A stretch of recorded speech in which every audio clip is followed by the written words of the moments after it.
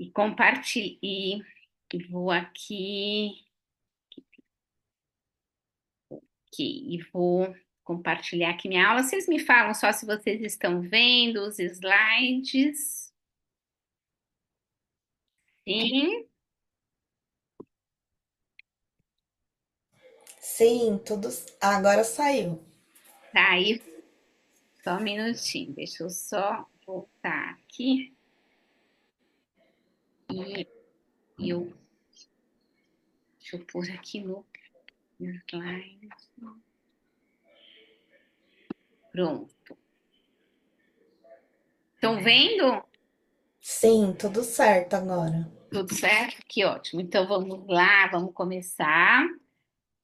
Então, primeiramente, sejam todas bem-vindas aqui à nossa aula sobre transformar, né, o cuidado de feridas com aromaterapia, que é muito possível. E eu vou me apresentar para vocês que não me conhecem, quem sou eu. Vou me apresentar aqui, falar um pouquinho da minha trajetória profissional. Meu nome é Suzana Aron, eu sou enfermeira, sou estomaterapeuta, se quem não souber, né? É a estomaterapia, é uma área da enfermagem, uma especialização da enfermagem que trata feridas, ostomias e incontinência. E eu fiz há mais de 26 anos atrás, eu fiz essa especialização na área e eu fui mais pro lado das feridas. Sempre foi assim a minha paixão. Aí, com isso, eu trabalhei no Hospital São Camilo, também trabalhei na parte do ambulatório durante um tempo, né? Eu era já supervisora do hospital e depois eu comecei a trabalhar, atuar no ambulatório. E nisso eu comecei a ficar muito apaixonada cada vez mais pelas feridas. Montei meu próprio home care, então tenho uma experiência muito grande também no atendimento domiciliar. E fui trabalhar numa empresa, onde era uma empresa de tecnologia avançada no tratamento de feridas.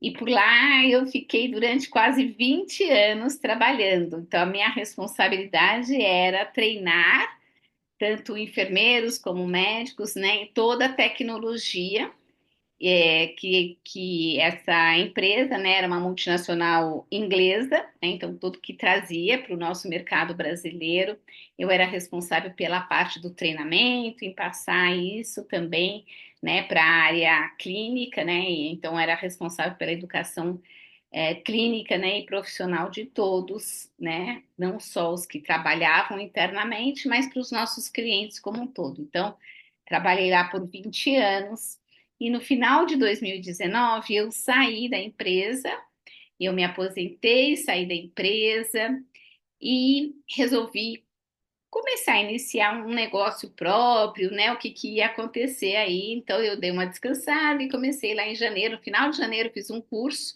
de podiatria clínica, né? Que é o cuidado dos pés, né? Como o podólogo faz, mas a podiatria é voltado para a enfermeira.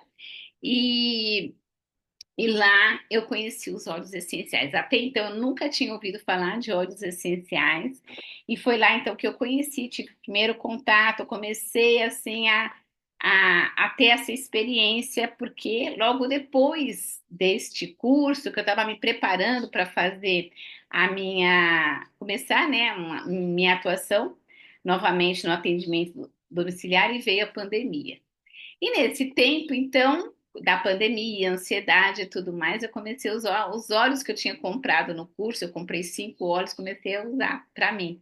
E aí eu vi que realmente funcionava, que estava fazendo efeito. E assim eu comecei, então, no mundo aí da aromaterapia, né? E recentemente eu fiz a minha pós-graduação em aromaterapia. E nessa pós eu vi o que dava para aliar o tratamento das feridas, que era a minha expertise por mais de 26 anos, com os óleos essenciais. Então, por isso, né, eu comecei a estudar mais profundamente o assunto e hoje eu estou aqui trazendo esta aula para vocês. Vamos lá, então. Vou passar aqui os objetivos da nossa aula hoje.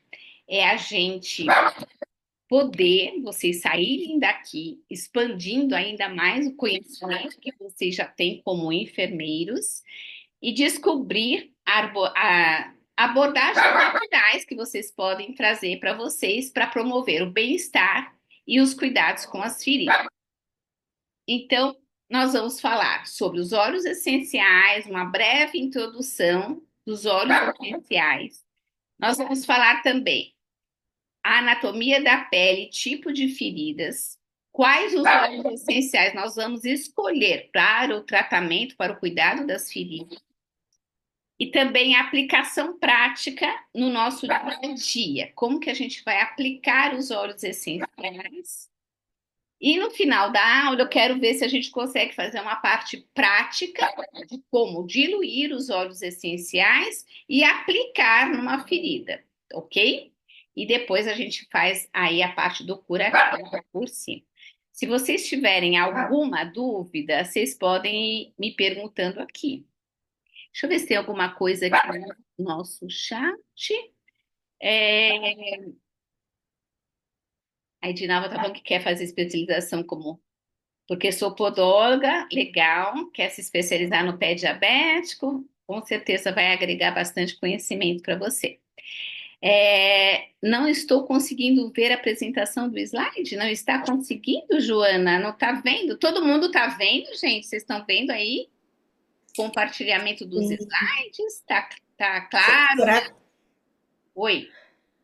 a Joana, será que tá pelo celular? Às vezes pelo celular é um pouquinho diferente. Pode ser. Que esteja pelo celular, Joana. Ah, tá pelo celular, então deixa eu ver aqui. Vamos ver se a Raquel consegue ajudar você, tá bom? Mas eu vou falando, vou continuar aqui e a gente vai Sim, ver se a gente consegue te ajudar, eu mando no chat. tá? A Raquel vai te mandar aí no chat como que você faz para você ver os slides, tá bom, Joana? Muito bem, então vamos lá. Bom, a aromaterapia, eu não vou falar aqui, contar a história da aromaterapia, porque isso a gente pode falar né, das antigas civilizações, da parte bíblica, que a gente tem várias citações bíblicas já falando dos óleos. O próprio menino Jesus ganhou não óleos essenciais, né, mas ganhou aí as plantas aromáticas que tinham um valor muito alto, que era o incenso, a mirra, né, e o ouro, às vezes tinha valor mais alto até que o próprio ouro na época, né? Então era bastante valioso. Mas o que eu quero trazer aqui para vocês é que há cerca de mais de 300 milhões de anos atrás, as primeiras espécies começaram de plantas, né? Começaram a produzir moléculas aromáticas para sua sobrevivência. Então hoje são milhares de plantas aromáticas que, por sua vez, elas são o quê? A matéria-prima para que os óleos essenciais sejam usados na aromaterapia, tá? Então, aqui a gente está vendo uma floresta aqui de coníferas e eu já vou falar delas um pouquinho aqui para vocês. Então, a planta, né, com todo o processo evolutivo que houve, a planta, então, qual que é a principal, o metabolismo primário dessa planta, né? Ela vai fazer o quê? A fotossíntese, ela vai captar o oxigênio, o gás carbônico, ela juntamente com a água, né, do solo e a luz solar, ela vai fazer o quê? A fotossíntese, que a gente já conhece, que vai fazer essa troca gasosa, né? E o nosso metabolismo secundário, nosso não, desculpa, o metabolismo secundário da planta, ele é responsável pela o quê? Não só pela sobrevivência da planta, mas hoje também ela tem duas principais funções, que é a resistência da planta. Então imagina aquelas coníferas que eu mostrei no começo, quando cai a neve. Então a gente vai ter o quê? Os extremos das temperaturas e cai a neve. Aquilo é bem típico de uma floresta na Europa, né? Aqueles pinheiros bem altos. Então você sabe que aqui os pinheiros são assim, nesse formato. Para quê? Para a neve não se acumular nas suas folhas e ela poder cair. E isso vai fazer com que ela possa, então, resistir a essa alta temperatura, né? Também ela tem uma outra missão, né? No metabolismo secundário, né? A gente pode falar que ela tem outra importância também, que é de atrair os polinizadores para perpetuar a sua espécie. Então, ela vai atrair a esses polinizadores. E também ela é capaz, né, como ela possui essas moléculas aromáticas, ela, com esse aroma que ela vai exalar, ela vai repelir insetos, vai promover vai ser resistente aos ataques, né, dos microbianos, dos micro-organismos. Tudo isso a gente pode, por exemplo, exemplificar uma planta que tem uma molécula aromática que é muito conhecida, que é o tea tree, né, que é a melaleuca. Ela nasce ali, né? A região dela é ali no pântano ali da Austrália. E é uma região com muito calor. E uma região pantanosa tem o quê? Muito fungo, muita bactéria. E com esse aroma que ela exala, ela vai o quê? Repelir, né, o ataque desses herbívoros, tá? Então, essa foi desenvolvido aí ao longo, né, do tempo, né, desse processo todo evolutivo, também esse metabolismo secundário para perpetuar a espécie aí das plantas, ok? Então, isso é muito importante também a gente entender que em qualquer parte da planta pode ser produzido, aí, pode ter a presença de moléculas aromáticas.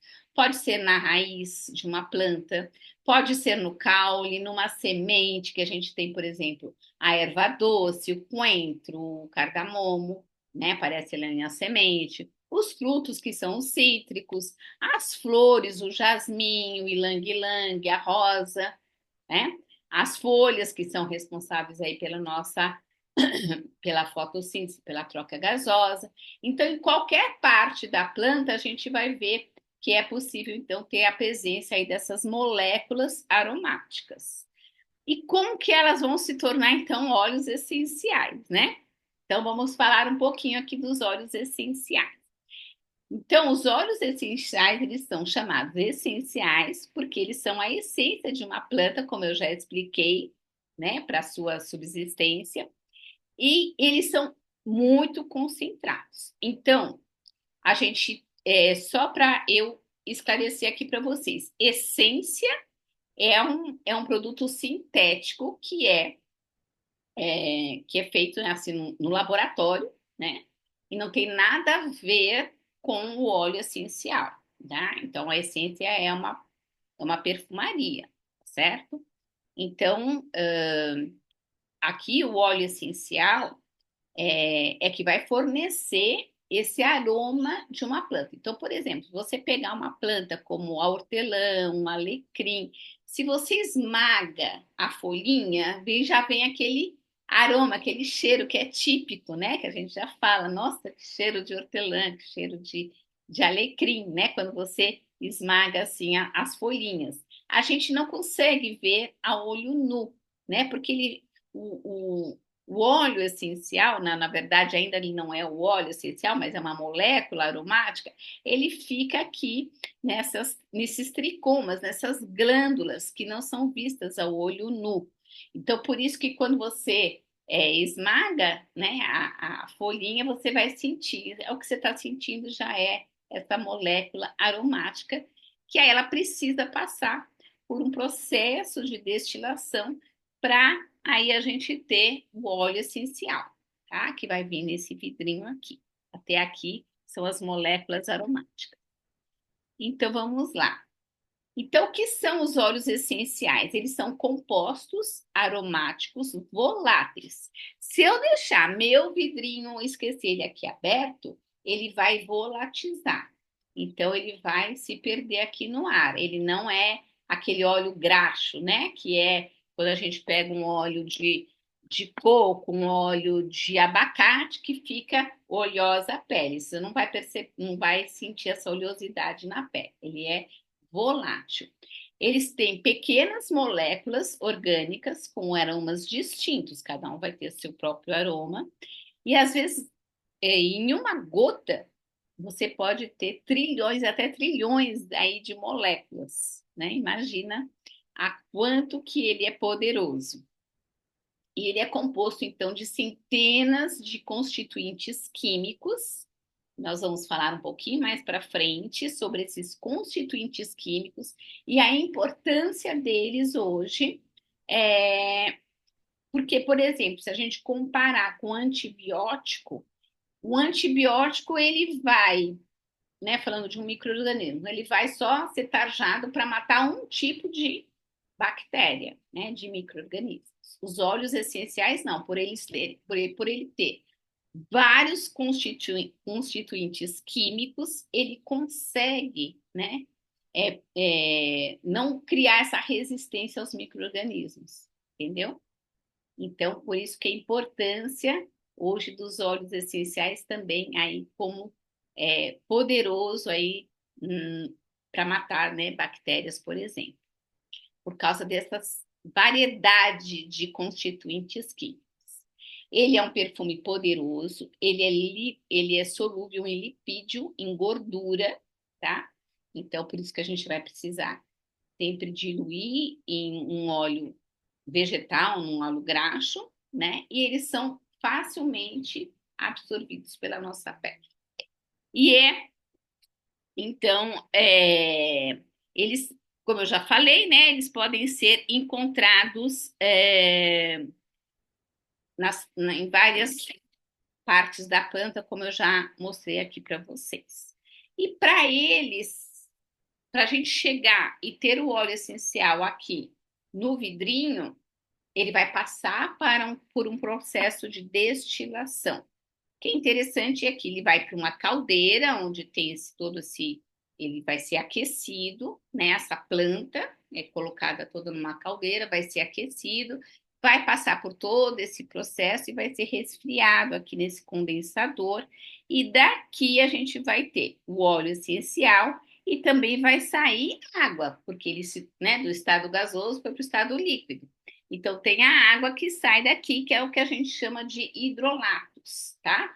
Os hidrolatos vão passar por esse processo juntamente, né? E eles são excelentes para a nossa pele, para a gente jogar no ambiente.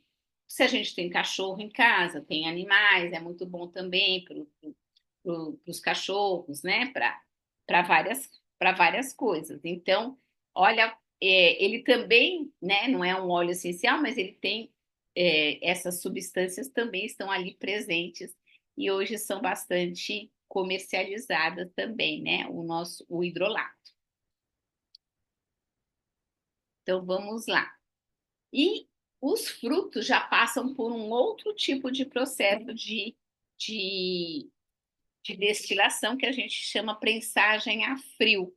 Então, a casca do fruto, da laranja, da tangerina, da bergamota, etc., passa por um outro tipo de destilação até chegar no vidrinho também, que a gente vai ter os óleos essenciais de laranja, de tangerina, de bergamota, né? Então, eles vão passar por um outro tipo de processo, mas só para vocês conhecerem bem aqui, tá bom? E, por fim, todo óleo essencial possui propriedades terapêuticas muito importantes, né? Então, desses óleos essenciais, a gente vai ter, que eu vou trazer alguns para vocês, né? É um universo muito grande, mas eles têm propriedades como eles são antibacterianos, como eu mostrei, como eu já falei para vocês, adiantei aqui, né? Sobre a melaleuca, então ele é um antifúngico, ele é um antiviral potente, né? Outros óleos também têm o poder de serem anti-inflamatórios, antihistamínicos, antiespasmódico para dores, para as cólicas, antissépticos, antioxidantes. São vão estimular o nosso sistema imunológico, podem ter também uma propriedade de serem antitumorais, antidepressivos, né, na nossa área emocional, para as dores, antiemético, analgésicos e também cicatrizantes. Então, as propriedades de cada óleo, por conta desses constituintes químicos, são muitos, né? A gente vai ver alguns óleos aqui, vocês vão já se situar aqui. Até aqui, alguma pergunta? Vocês querem perguntar? Tem alguma dúvida? Deixa eu ver aqui. Ah, que bom, deu certo, né, Joana? Que bom que você conseguiu ver. Obrigada pela ajuda, Raquel. Valeu. Então, podemos continuar? Vocês querem perguntar alguma coisa até aqui? Tá tudo bem? Quem não quiser levantar a mão ou abrir o áudio, pode perguntar aqui pelo chat que eu consigo ver por aqui, tá bom? Então, vamos lá. Vamos falar um pouquinho da nossa pele, os tipos de lesões. A gente vai passar aqui mais também para vocês, para a gente falar algumas coisinhas que são importantes quando a gente fala da nossa pele. Além dela ser o maior órgão do nosso corpo, a pele ela é constituída por três camadas, basicamente, é o tecido subcutâneo, que a gente vê aqui, e a camada da derme, aonde a gente vai encontrar aqui os vasos sanguíneos, já a gente vai encontrar as glândulas sudoríparas, as glândulas sebáceas, né? Os folículos pilosos, é encontrado então aqui nesta parte, que é a parte da derme. E aqui a gente está vendo que é a junção com a nossa epiderme. O que é importante a gente destacar aqui na nossa epiderme? Então, a epiderme ela tem 5 camadas e ela tem uma barreira lipídica.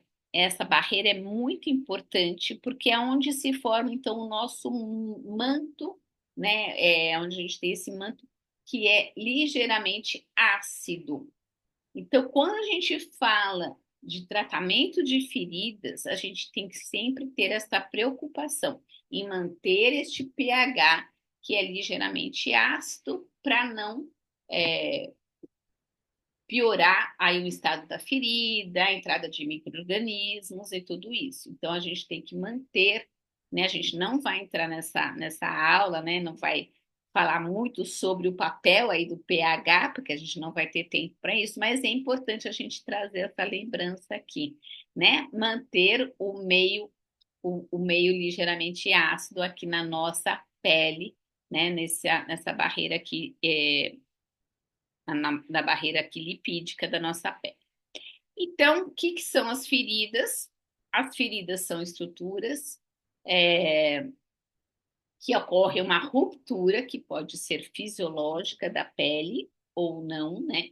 E vai estimular, né? Uma ruptura da pele, quer dizer, que vai estimular respostas de reparação, que podem ser normais ou anormais. Então, só lembrando que uma incisão cirúrgica, eu provoquei ali uma incisão, vou fazer uma cirurgia, vai sangrar. Já esse tipo de ferida, ela simplesmente aparece, rompe, né, a pele por falta de nutrientes, de circulação, uma série de fatores que vão acabar aí exercendo uma pressão excessiva, por exemplo, um paciente diabético, né, usando um calçado inadequado e vai acabar rompendo, né, e a gente vai ter o aparecimento também de uma lesão, ok? Essas lesões, então, elas podem ser agudas ou crônicas. Então, as feridas agudas, como que elas ocorrem? Elas ocorrem subitamente e a cicatrização, ela passa de uma forma, né, predizível, já esperada, quando a gente fala das fases da cicatrização. E aquela pode ser, então, o resultado, como eu falei anteriormente, o resultado de uma cirurgia, a gente tem uma incisão cirúrgica, isso é uma ferida aguda, né? Pode ser um trauma, etc. Já a ferida crônica é aquela que vai perpetuar, vai ter um maior tempo da cicatrização daquilo que é esperado quando a gente fala das fases da cicatrização. Então, houve uma falha, um retardo na cicatrização por uma série de fatores que são fatores assim inerentes, né? Às vezes ao paciente, mas pode estar também envolvido a idade, a nutrição, então vários fatores, comorbidades, etc., que vão estar aí associados e que podem retardar essa cicatrização também. Então, são causados por comprometimento vascular, não chega ali o aporte sanguíneo necessário, uma inflamação crônica, né, traumas repetitivos que não vão chegar ali. E aí nós vamos ter uma ferida que a gente chama ferida crônica. Então, aqui é um modelo para a gente explicar as fases da cicatrização, e elas ocorrem normalmente aqui, né? Já naquele tempo esperado.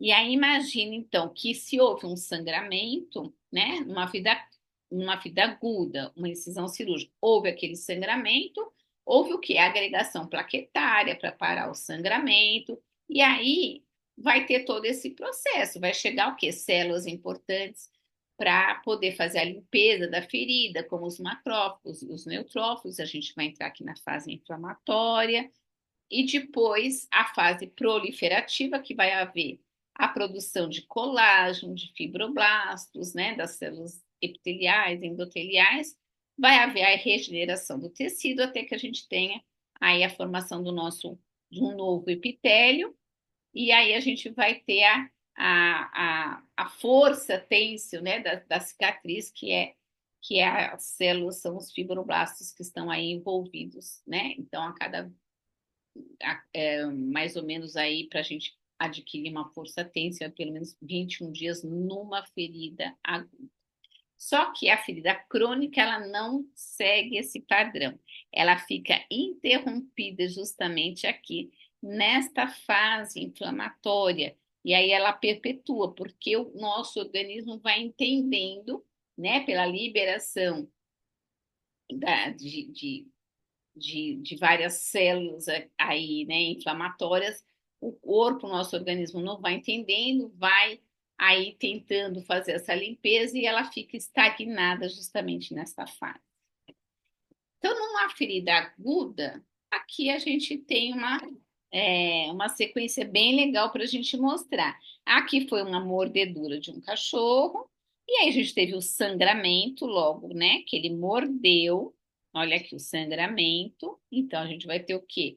A ação hemostática, né? Como eu falei aqui, né? Então, a gente tem a agregação aqui plaquetária, parou de sangrar, e aí a gente passou por aquele tempo que fica, né, inflamado, com dor, inchado, vermelhidão, que são, né, típicos aí daquela fase inflamatória, depois forma o tecido de granulação até a epitelização, tá? Então, isso tudo aqui também já foi usado um óleo essencial que eu já posso adiantar, que é a Sempre Viva, que é um óleo hemostático, ele tem essa ação hemostática, né? Então é muito bom para esses momentos aqui. Já uma ferida crônica, que é uma lesão por pressão, como vocês estão vendo aqui, o que a gente está vendo aqui é diferente, né, do que por baixo desta lesão pode estar acontecendo. Então, essa área que está bem arroxeada significa que aqui embaixo o tecido já está morto, né? Então, ela fica interrompida, estagnada na fase inflamatória, e até que a gente consiga, então, fazer uma intervenção apropriada na hora certa para sair dessa fase inflamatória e seguir com a fase da cicatrização, da remodelação, né, e da angiogênese, etc.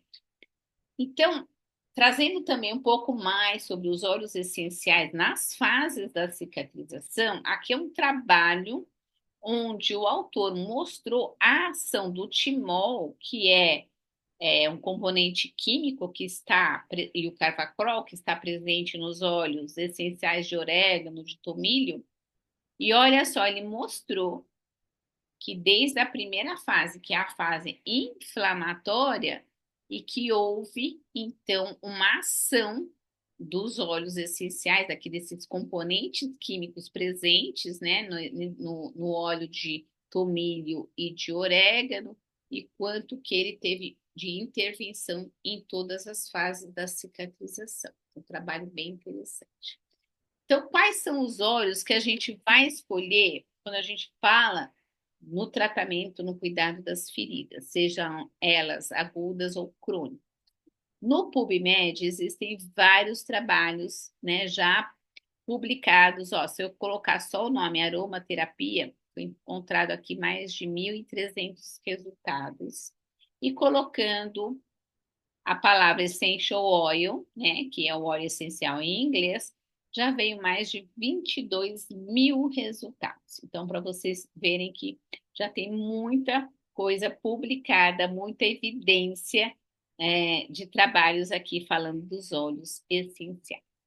Então, hoje eu trouxe 3 óleos essenciais básicos aqui para a gente poder compartilhar com vocês e falar da importância deles e dos seus componentes químicos, né? Porque são eles que vão dar esse efeito terapêutico e que a gente pode, então, começar a usar no cuidado das feridas, ok? Então, primeiro que eu vou trazer é a melaleuca, que é o tea tree, que é tea tree, em inglês significa árvore do chá. Esse nome foi dado a essa planta lá na Austrália, né, pelos ingleses quando chegaram lá, porque viram lá os aborígenes, né, eles faziam um chá dessa planta, então eles vendo isso, acabaram dando esse nome para essa planta que é o tea tree. E o nome, a espécie, né, o nome científico, né, podemos colocar assim, é a Melaleuca alternifolia, ok? Esta é o nome científico, né, desta planta. A origem principal dela é na Austrália, mas também encontrada no Quênia, e ela tem um aroma muito fresco, um aroma medicinal. O que quer dizer isso, sabe? Assim, de planta, assim, de remedinho, assim, caseiro, coisa, né? Então, ele tem esse cheiro, esse aroma, né? Bem herbáceo também. E a planta é que passa pelo processo, a parte da planta que passa pelo processo da destilação são as folhas, como vocês estão vendo aqui. O óleo essencial de melaleuca, quando você pinga, você vai ver que ele é transparente, né? Acho que nem vai dar para vocês verem se eu pingar aqui, mas ele é transparente, tá? E ele é bem fininho,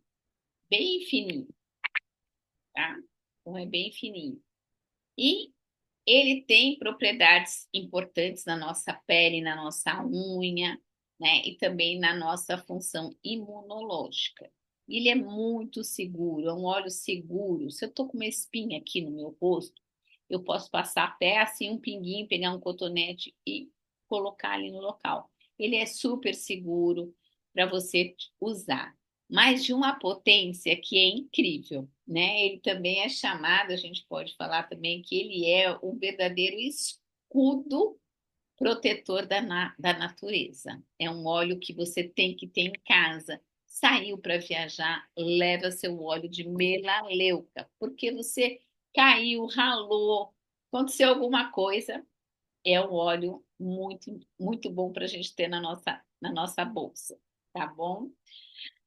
Vamos aqui. Por que eu estou trazendo isso? Nossa, Suzana, o que é isso? Nossa, você vai falar de química, né? Que coisa complicada. Mas para quem quer conhecer um pouquinho mais do óleo essencial, vocês vão ver a importância da química do óleo essencial. Por quê? Porque dentro dos componentes, lembra que eu falei que eles têm milhares aí dos componentes químicos, né? Que são essas moléculas aromáticas, a gente vai ter o quê? Os componentes químicos desse óleo essencial. E aí a gente vai ter a família dos alcoóis, vocês se lembram disso, né? Quando vocês estudaram os alcoóis, ésteres, o éter, os óxidos, etc. E a gente vai encontrar isso aqui também, né, nessa família química de cada óleo essencial. É caracterizado por esses componentes químicos. Na melaleuca, ela tem basicamente, vocês vão ver aqui, eu pus a porcentagem aqui, 41,86% de terpinem 4-ol, que é um monoterpenol, que é do grupo do álcool. E ele não é encontrado muito facilmente em outros óleos essenciais. Então, ele basicamente aqui, né, a gente encontra com essa porcentagem, com essa presença no óleo de melaleuca. Depois ele vai ter outros monoterpenos aqui, numa menor quantidade, mas também vai ter o gama-terpineno, que é de 21,45, vai ter o 1,8-cineol, um alfa-pineno. Então, vocês vão ver que ele, né, quando a gente fala da cromatografia, como se fosse o RG daquela planta, a gente vai encontrar todas essas famílias importantes aqui, né, todos esses componentes químicos. E esta combinação que eu expliquei no começo, como ele tem vários compostos, então os micro-organismos não conseguem resistir por causa dessa variedade de compostos. Então, o óleo essencial de tea tree, ele é um dos óleos mais potentes que tem. E essa combinação que vocês viram aqui traz para ele um efeito anti-infeccioso poderosíssimo, né? Então, ele tem um efeito antiviral, ele tem um efeito antifúngico para fungos, ele é bactericida, ele mata bactérias, ele é antisséptico, ele é cicatrizante e também ele vai trabalhar a nossa imunidade. Então, quando você começa assim a ficar resfriado e tal, você pode já cheirar. Sabe quando você começa a se sentir mal, assim, ai, já tô ficando meio mole, acho que eu vou ficar resfriado? Usa o óleo de melaleuca, põe mais uma gotinha do óleo de limão siciliano, você vai ver. Eu, quando começo a ficar assim, eu já uso meus óleos aqui, né? E aí começa a tossir alguma coisa, eu já uso meus óleos, que vocês vão ver a potência desses óleos. Muito bem. Depois a gente vai ter a lavanda. A lavanda é um dos óleos mais estudados no planeta, né?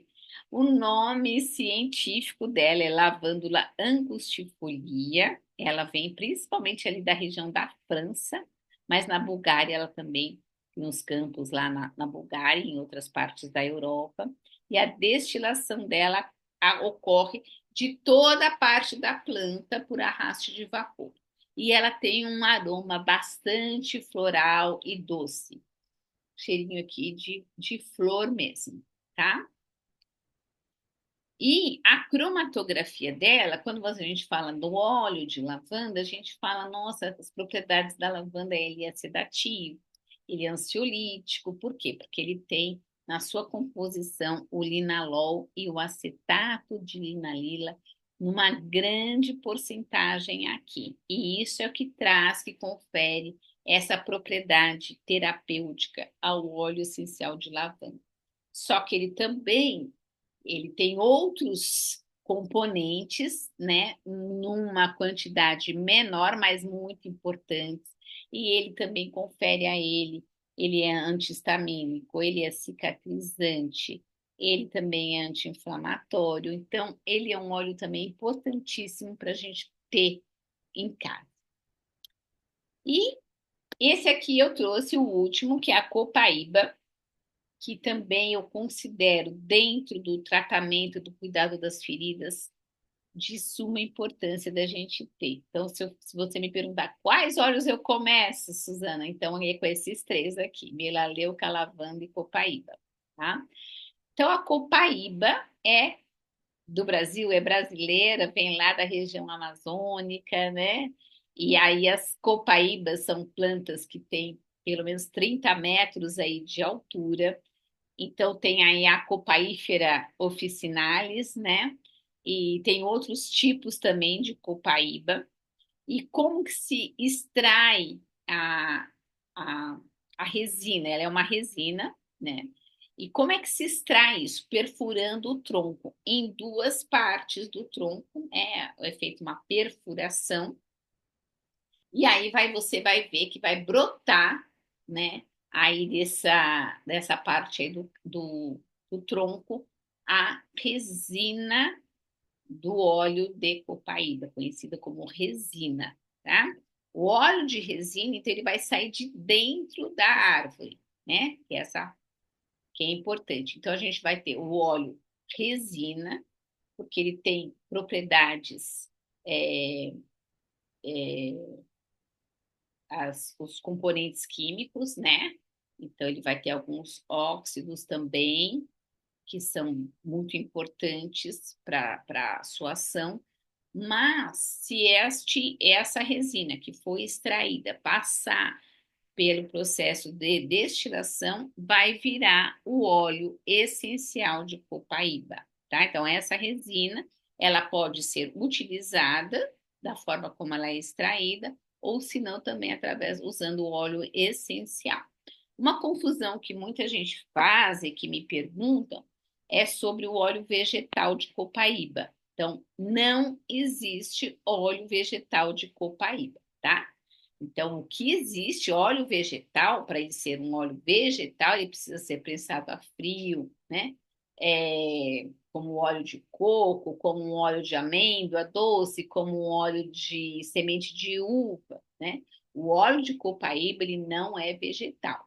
Então, o que é extraído dessa parte da planta é a resina da copaíba, tá? Então, a gente tem dois tipos, a resina da copaíba e o óleo essencial de copaíba. Bom, os dois podem ser usados.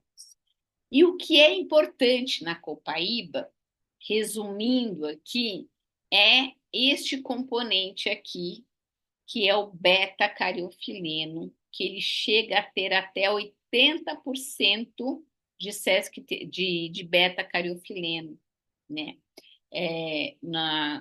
Na sua cromatografia. O que interessa para a gente aqui? É que este beta-cariofileno se liga no nosso sistema endocannabinoide e ele consegue bloquear a cascata inflamatória. Então, ele vai ser muito importante na fase inflamatória da ferida, né? Para quebrar aquela cascata inflamatória. Então, ele é um dos óleos assim muito utilizados. Você precisa de um óleo anti-inflamatório potente, é a copaíba, tá? Então, ele tem essa ação, também é uma ação analgésica, antibacteriano, antisséptico, antioxidante, imunoestimulante e imunomodulador. Então, tem até a história ali na floresta que os animais, quando se machucam, quando estão é, machucados, né? Eles vão se roçar na árvore da copaíba, né? Então ela tem essa atração aí pelos animais ali buscarem aí a cicatrização das suas feridas, né? Interessante, né? Então eu trouxe novamente aqui as fases da cicatrização, mas só para vocês verem que olha quantos óleos podem se associar a essas fases da cicatrização. Eu já tinha falado do helichrysum, que é o hemostático, cipreste, o gerânio também nessa primeira fase. Depois, na fase inflamatória, vimos agora a melaleuca, a copaíba. Nem trouxe aqui o orégano, mas o orégano é um potente, né, gente? Só trouxe aquele trabalho que é do timol e do carvaprol, potente também nesta fase inflamatória. E na fase proliferativa e da remodelação, a lavanda a gente pode dar aqui como exemplo. Então, como que a gente vai trabalhar os óleos essenciais no nosso dia a dia? Então, o primeiro passo que a gente vai ter é a limpeza e o desbridamento. Então, isso se mantém, né? A gente não vai mudar nada, né? Esse passo é importantíssimo. Limpeza, remoção de necrose, né? É importante para que ocorra a cicatrização. Então, nós vamos lavar essa ferida com solução fisiológica que você já conhece, ou com uma solução antisséptica, com PHMB. Se você tiver um sabonete que Eu recomendo sempre um sabonete que tenha um pH mais ligeiramente ácido. Existem bem poucos no mercado, na verdade. Aí a gente pode utilizar esse tipo de sabonete também para fazer essa limpeza da pele. Se não tiver o sabonete, solução fisiológica ou uma solução antissética com a PHMB. Limpou bem esta pele, e aí esse caso foi de uma mãe, uma amiga minha, que me procurou desesperada por causa do filho, tem 7 anos, né? Tinha 7 anos, e ele, não sabe se foi um fungo, alguma coisa aconteceu ali, bem quase na região ali, na coxa bem superior, né? E ficou assim. E aí eu ensinei para ela, nós vamos ter que tirar essa casquinha. Ela ficou bem horrorizada, mas ela conseguiu. A gente foi aos poucos aí, eu fui ajudando ela, instruindo, porque tinha que ser online. Ela não morava em São Paulo, ela mora, né, ainda lá perto da região de Piracicaba, São Pedro, Águas de São Pedro, e aí eu fui ajudando ela no online, né? E aí a gente vai manter o meio úmido, da mesma forma usando os óleos essenciais. E aqui, então, nesse começo, né, para tirar toda aquela inflamação, aqueles fungos que estavam presentes, então ela tinha alguns óleos essenciais em casa, eu recomendei a ela usar a melaleuca, né, nessa primeira fase aqui. Tirou tudo, estava um pouco inflamado, tirou toda essa necrose, começamos a usar já. Aí, enquanto ela foi tirando a necrose, o óleo essencial de melaleuca. Depois, fomos para a lavanda. Por que a lavanda? Porque a lavanda ela vai aumentar, né, a sua atividade, né, de colágeno, né? Então, é muito importante aqui para formar um novo tecido, tecido de granulação, né, com óleo essencial de lavanda. Ela aumenta mesmo, né, tem trabalhos mostrando isso, que ela aumenta a expressão de colágeno aí no local, e vocês já estão vendo, olha que lindo isso aqui, formando já o tecido de granulação, né, já estava bem limpinho, e a gente continua aí o processo até a epitelização, que a gente já está vendo, né, epitelizado, já quase que 100% de cicatrização. Então, houve, né, a formação do tecido de granulação, remodelação tecidual, depósito do colágeno e a contração da ferida. A gente conseguia ver bem essa contração, né, por causa dos miofibroblastos. Então, aqui foi o final desse caso. Então, aí depois é só manter o meio úmido, né? Sempre com a ferida fechada. Então, tudo que eu ensinei para ela, além de saber fazer uma sinergia com óleo essencial, era o que? Manter o meio úmido. Sempre manter meio úmido, ferida fechada, né? É, como a gente deve manter.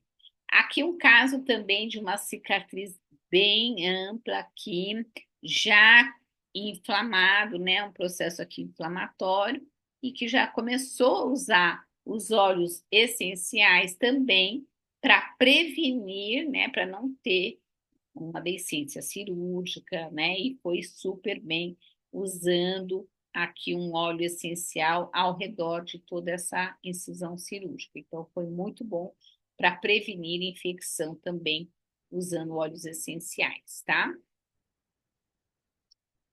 E vamos para a parte, então, de como diluir os óleos essenciais. Alguma dúvida vocês querem perguntar? Não sei se tem alguma pergunta aqui no chat. Deixa eu ver. Não? Alguém quer perguntar alguma coisa? Edilene não estava no comecinho, né? Bem-vinda também, Edilene. Bem-vinda aqui à nossa aula. Se vocês tiverem alguma pergunta, quiserem colocar aqui no chat, eu posso responder por aqui. Vamos ver. Ah, obrigada, Edilene. Tá bom. Bem-vinda aqui. Espero que você tenha pegado logo no começo, porque eu não vi você na hora que você entrou.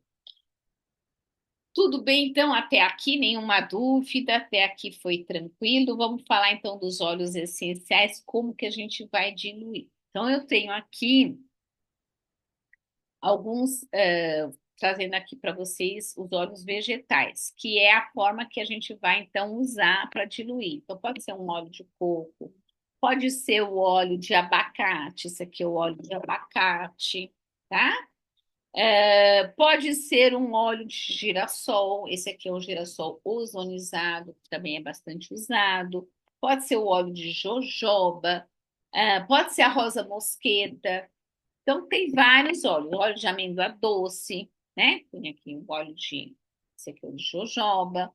Então, tem vários óleos. Os óleos vegetais, né, é o que a gente chama, então, dos ácidos graxos, para manter o que é a hidratação da pele. Então, a gente fala deles como se fossem, como eles, como a gente chama eles de carreadores. São óleos carreadores, para carrear o óleo essencial.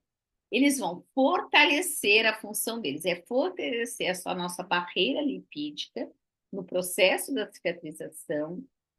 Eles também têm o poder de prevenir o aumento da perda transdérmica de água, então tem esse prevenir essa perda de água que a gente pode ter, né, pela nossa pele, e tem ações antimicrobianas, ações antioxidantes e ações anti-inflamatórias muito poderosas.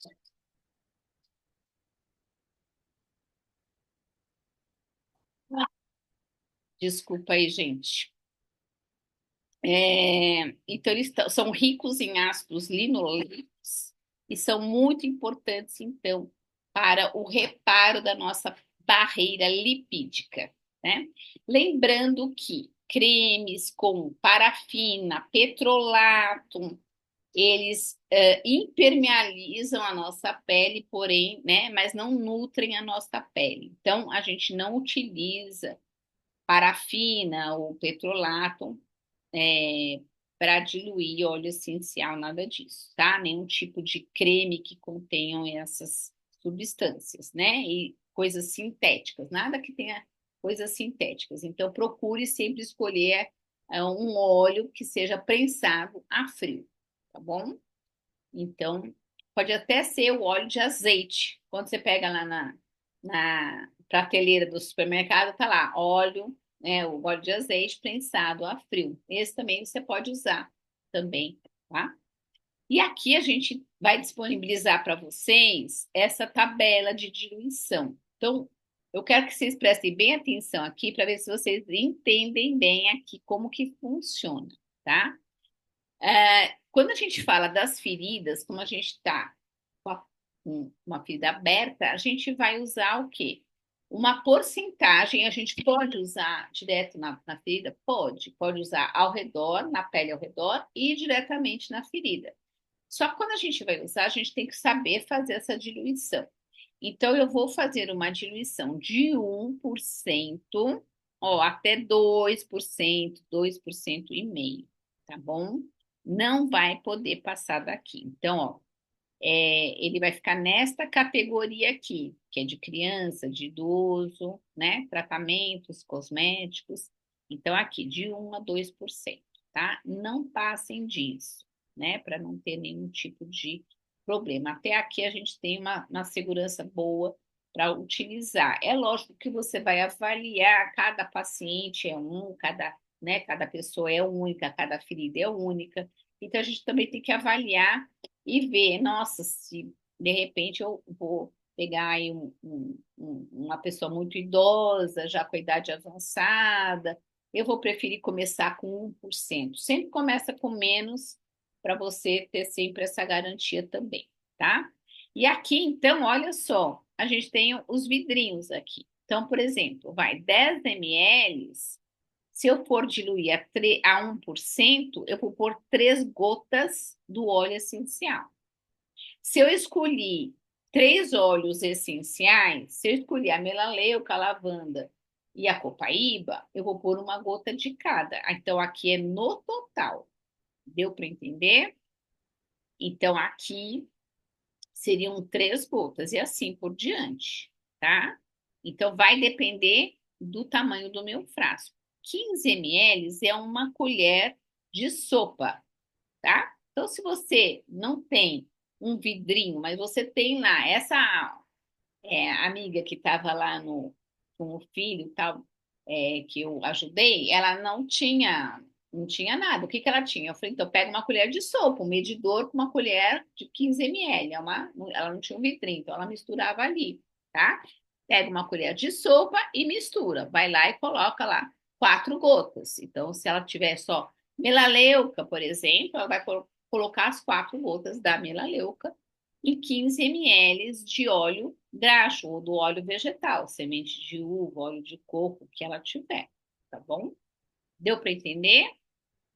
Tranquilo?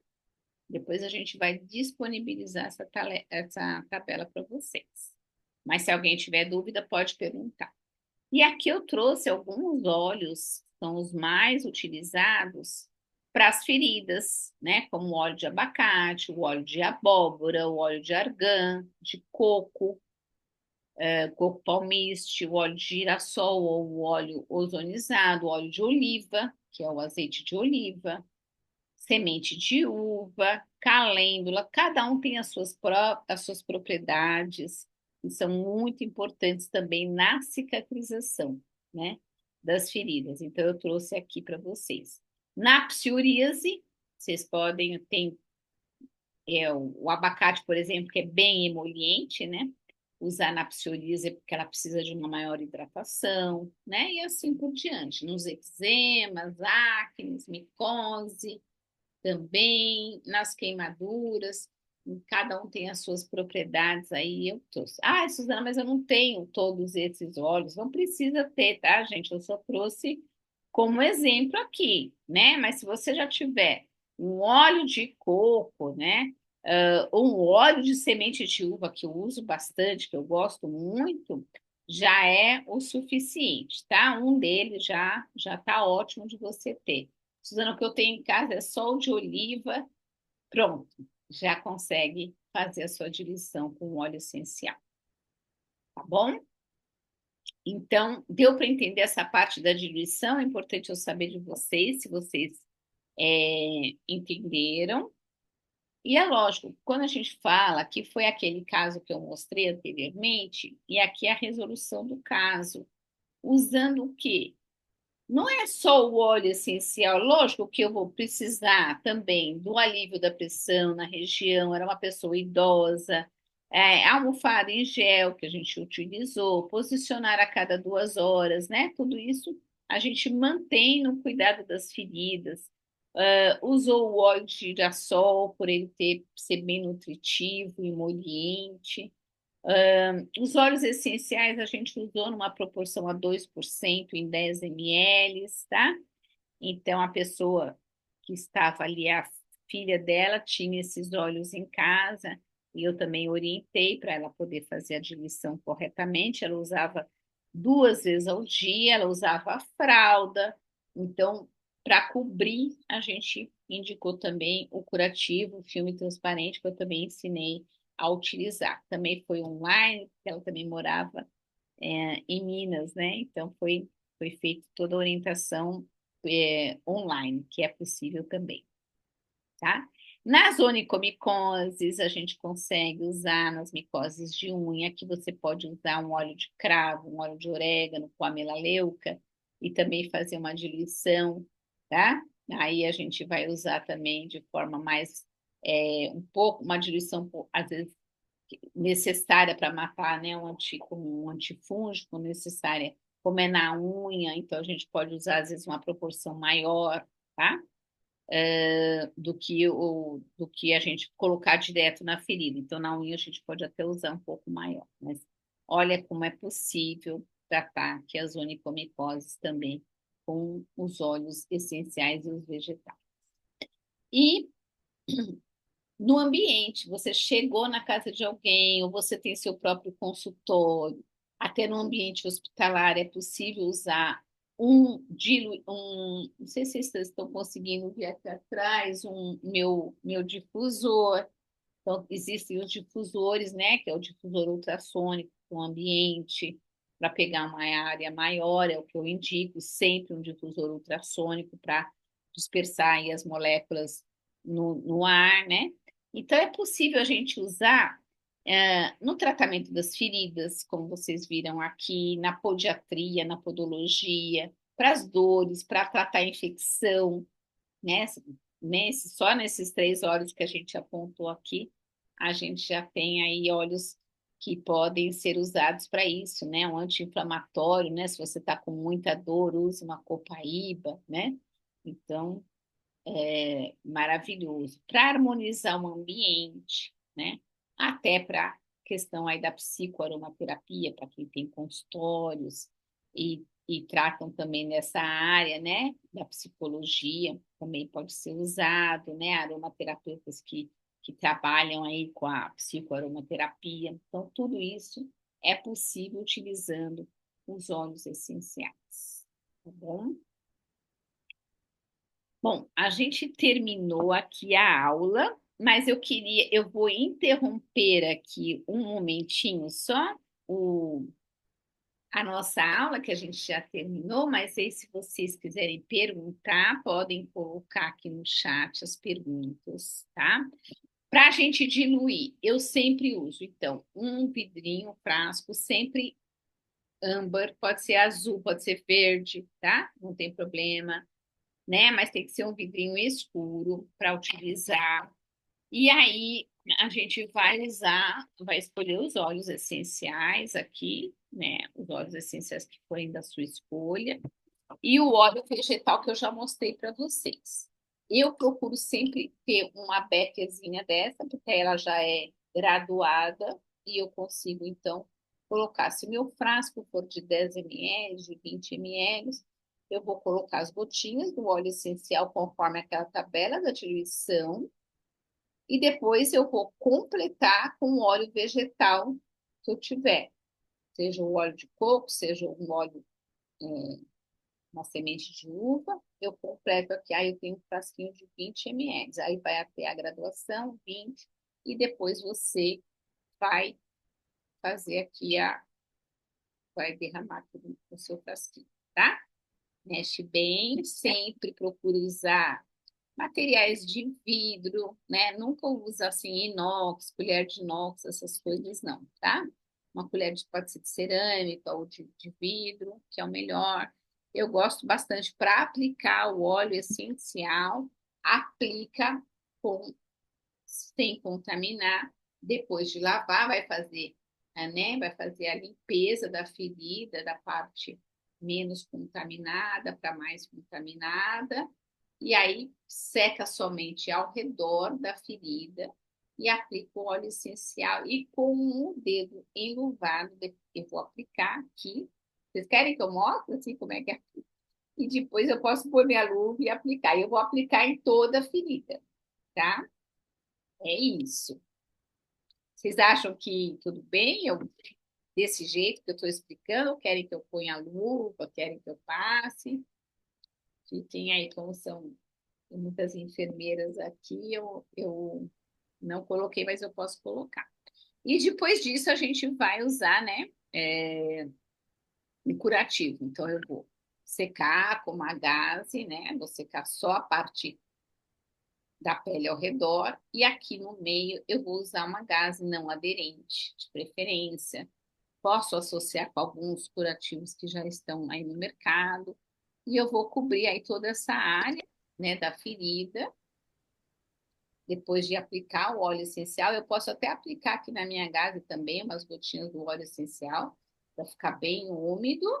Depois eu vou pôr uma gaze não aderente, de preferência não aderente, e depois mais uma seca e vou fechar, né? Vou fazer a fixação usando ou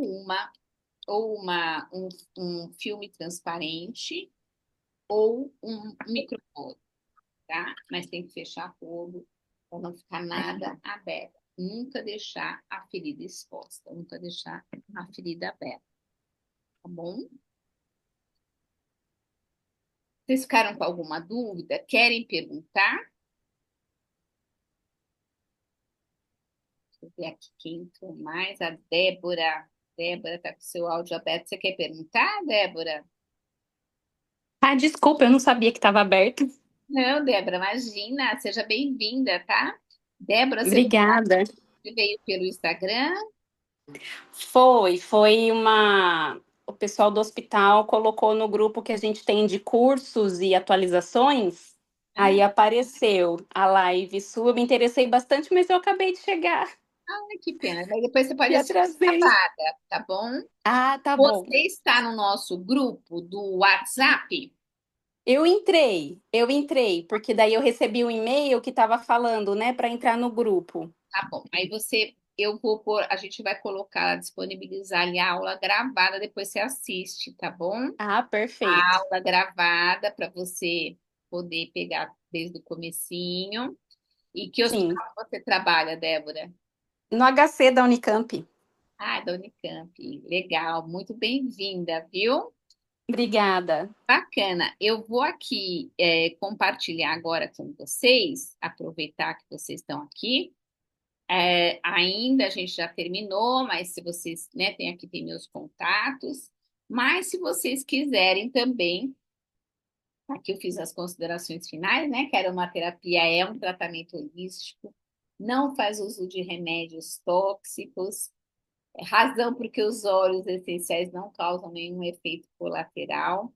E essa frase é do Robert Serrão, um dos grandes escritores e estudiosos hoje, na atualidade, dos óleos essenciais. E ele tem essa frase que eu achei muito legal, que esse tratamento cuidadoso e prático busca induzir não só o relaxamento, aumentar a energia, reduzir o efeito do estresse, restaurar o equilíbrio perdido ao corpo, à mente e à alma. E com isso a gente vai ter um equilíbrio do nosso organismo como um todo. A gente não vai só ver aquela ferida, mas a gente vai estar tratando de forma holística esse indivíduo. Então, por isso que os óleos essenciais e a aromaterapia são capazes de produzir uma verdadeira cura. E é para todos. A aromaterapia é para todos. Tá bom? E deixo aqui também, se você quer aprender mais, eu deixei aqui para vocês o nosso treinamento. Temos um treinamento que está numa plataforma, um treinamento completo de aromaterapia no cuidado de feridas. Então, é só você ver aqui esse QR Code. Se você não conseguir agora, pode depois você também visualizar, entrar lá para você conhecer um pouco mais, né? Nós temos lá a nossa página para vocês conhecerem um pouco mais sobre este curso, ou melhor falando, esse treinamento. E também a gente está lançando aqui o nosso e-book, tá? É um e-book, é um guia prático da aromaterapia no cuidado de feridas e que vocês também vão ter acesso através desse link ou desse QR Code, onde vocês vão poder, então, também acessar esse e-book. Tá joia? Então, é isso que eu queria deixar aqui para vocês, abrir para as perguntas. A gente avançou um pouquinho no horário, mas acho que foi válido, né? Que eu falo muito. Vamos lá, vamos ver se tem perguntas aqui. Aqui a Raquel deixou aqui o link do treinamento e o link também do guia. Qual a sua opinião dos óleos caseiros de alecrim? Óleo caseiro como? Como que é o óleo caseiro? Um chá? Você fala chá de alecrim? Ou óleo? Eu não entendi. Como seria, Joana? Se você quiser também abrir o áudio, eu consigo, a gente consegue interagir melhor aqui. Eu conheço, assim, vários óleos de alecrim, mas para ser um óleo essencial tem que passar pelo processo de destilação, né? Eu não sei como que seria se você está falando só do chá. Não entendi direito. Se você puder me explicar, Joana, aí eu consigo te ajudar melhor, tá? Mas o alecrim é um óleo bem importante também, muito bom para ser usado. É um óxido, ele é bom para várias questões também, né? Mais alguém quer perguntar? Tem alguma pergunta que gostaria de fazer? Quer dar sua opinião sobre a aula? Depois, se vocês puderem deixar. Todas vocês estão no grupo do WhatsApp? Tem alguém que não esteja no grupo do WhatsApp? Estou, estou. Porque, se não, porque é para a gente poder mandar, né, o e-book, para vocês mandarem depois também a opinião da aula, da aula. Gostaria muito que vocês mandassem alguma coisa ali escrita. Não, Suzana, faltou isso. Não, eu queria saber mais sobre isso, né? Pode ser temas das próximas aulas também. Então, vai ser bastante legal a gente poder interagir ali pelo grupo, tá bom? Então, Joana e quem mais que está aqui, né? Já falou a Débora, a Edilene, a Edinalva, querem perguntar mais alguma coisa? Excelente apresentação, parabéns, Su. Tá bom, Débora, assiste sim a sua gravação.